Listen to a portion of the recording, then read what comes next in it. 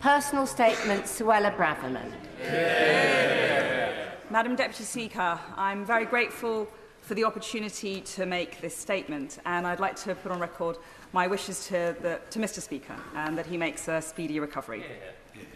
Madam Deputy Speaker, serving in Cabinet for just under 4 years has been a true honour, and I'm thankful for the opportunity and grateful to the many civil servants and ministers with whom I worked. We achieved a great deal in the last 12 months.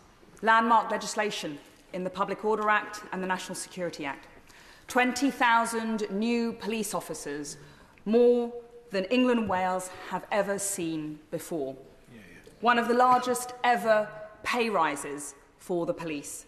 Greater powers to dismiss rogue officers, and a review of the legal protections to empower our brave firearms officers.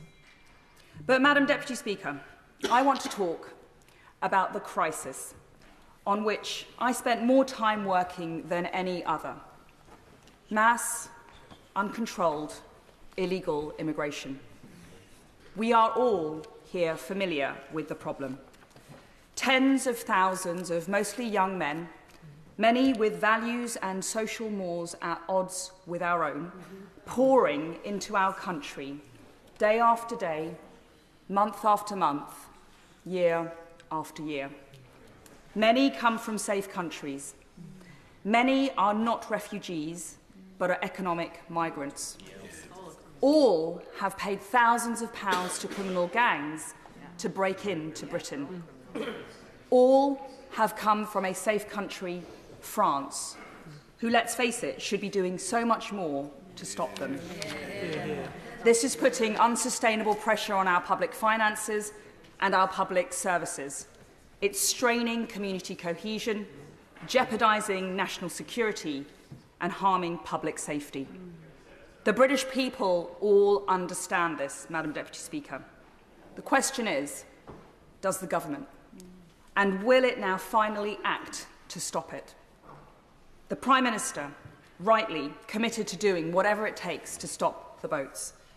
And he should be commended for dedicating more time and toil than any of his predecessors to this endeavour. And unlike the Leader of the Opposition, who would rather bury his head in the sand, he has actually advanced a plan. We made some progress during my tenure as Home Secretary. The overall crossings have fallen by 30%. The number of illegal Albanian arrivals down by 90%. And we were starting to close down asylum hotels. But, Madam Deputy Speaker, crossings are down is not the same as stopping the boats.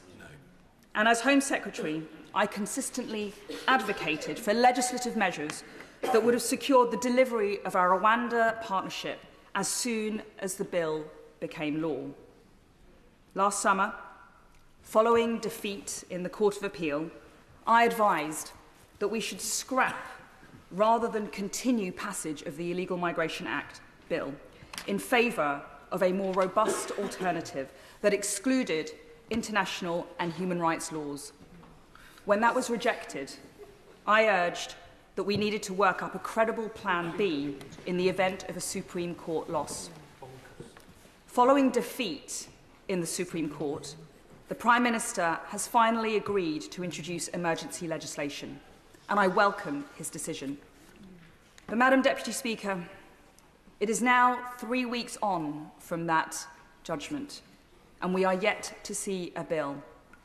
I'm told its publication is imminent, but we are running out of time. This is an emergency, and we need to see the bill now. Madam Deputy Speaker, my deeper concern, however, relates to the substance of what may be in that bill.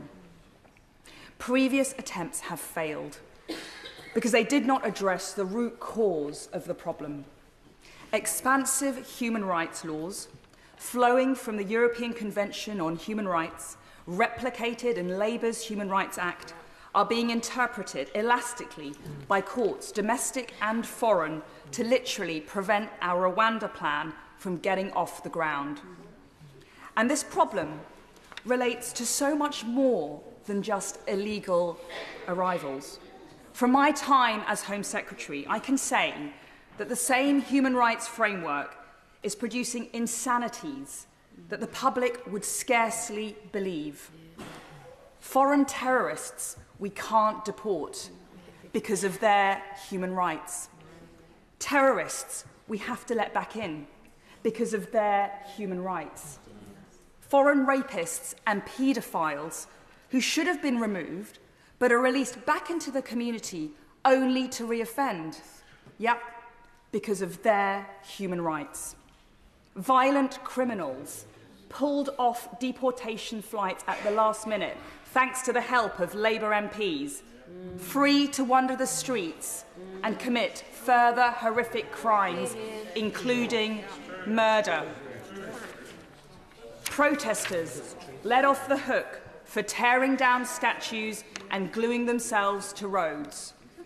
And our brave military veterans harassed through the courts some 40 years after their service. Madam Deputy Speaker, it is no secret that I support leaving the European Convention on Human Rights and replacing the Human Rights Act with a British Bill of Rights that protects the vulnerable and our national security and finishes the job of Brexit by extricating us from the foreign court and restores real parliamentary supremacy. But I accept that the government won't do that and that it is a debate for another day. And crucially, when it comes to stopping the boats now, leaving the ECHR is not the only way to cut the Gordian knot. Emergency legislation would enable this only if it meets the following tests. Firstly, the bill must address the Supreme Court's concerns about the safety of Rwanda. Secondly, the bill must enable flights before the next election by blocking off all routes of challenge. The powers to detain and remove must be exercisable, notwithstanding the Human Rights Act, the European Convention on Human Rights, the Refugee Convention, and all other international law. Thirdly, the bill must remedy deficiencies in the Illegal Migration Act to ensure that removals can take place within days, rather than allowing individual claims and challenges which drag on for months. Fourth, the bill must enable the administrative detention of illegal arrivals until they are removed. And just as we rapidly built Nightingale hospitals to deal with COVID, so we must build Nightingale-style detention facilities to deliver the necessary capacity. Greece and Turkey have done so. Greece and Turkey have done so. And the only way to do this, as I advocated for in government, is with the support of the Ministry of Defence. Fifth, Parliament must be prepared to sit over Christmas to get this bill done. All of this, Madam Deputy Speaker, comes down to a simple question. Who governs Britain? Where does ultimate authority for the UK lie? Is it with the British people and their elected representatives? Or is it in the vague, shifting and unaccountable concept of international law? On Monday, Madam Deputy Speaker, the Prime Minister announced measures that start to better reflect public frustration on legal migration. He can now follow that up with a bill that reflects public fury on illegal migration and actually stop the boats. Finally, Madam Deputy Speaker, it is now or never. The Conservative Party faces electoral oblivion in a matter of months if we introduce... The Conservative Party faces electoral oblivion in a matter of months if we introduce yet another bill destined to fail.